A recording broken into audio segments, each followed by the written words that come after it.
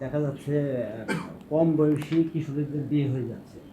এই ব্যাপারটা বাল্যবিবাহ, এই ব্যাপারটা একটু গুরুত্ব সহকারে দেখার জন্য আমি অনুরোধ জানাচ্ছি।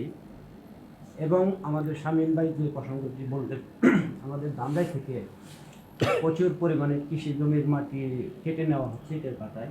এবং আরেকটা বিষয়, যে রাস্তার যে ক্ষতির বিষয়টা এখানে উল্লেখ করা হচ্ছে, সেটা হচ্ছে কালিয়াকৈর থেকে 10 টাকার গাড়ি দিয়ে আমাদের পৌরসভার উপর দিয়ে প্রতিদিন রাত্রে শত শত গাড়ি যাতায়াত করে।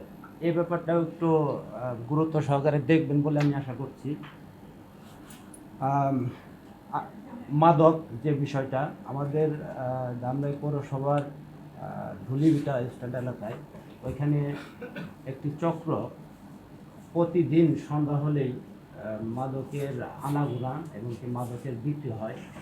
সেখানে কিছু লিডার পার্সনও রয়েছে। ধুলিভিটা, হ্যাঁ।